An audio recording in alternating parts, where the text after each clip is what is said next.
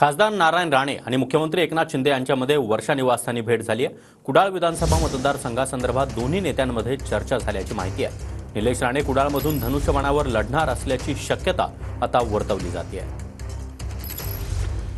निलेशजी हे अतिशय चांगले कार्यकर्ते आहेत, लोकांमध्ये मिसळून काम करणारा कोकणातला एक युवा नेता आहे आणि त्याच्याबद्दल एकनाथ शिंदे साहेबांची आणि मला असं वाटतं की राणे साहेबांची काय चर्चा झाली मला माहिती नाही। विधानसभेला ते उभे राहणार आहेत एवढंच मला माहिती आहे, परंतु माननीय राज्याचे मुख्यमंत्री एकनाथ शिंदे साहेब जो काही निर्णय घेतील तो त्यांचा एक सहकारी म्हणून मला मान्य राहील।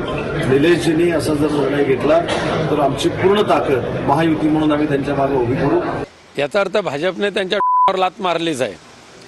त्यामुळे सगळ्या पक्षाचा प्रवास करणं हा नारायण राणेंसारख्या बेईमान आणि गद्दार माणसाचं ते धर्म होऊन बसलेला आहे। पण कोणी तिथे उमेदवार कुडाळ विधानसभा मतदारसंघामध्ये उभं राहावं। शिवसेना उद्धव बाळासाहेब ठाकरे आणि महाविकास आघाडीचे उमेदवार वैभव नाईक 1001% निवडून येणार म्हणजे येणार।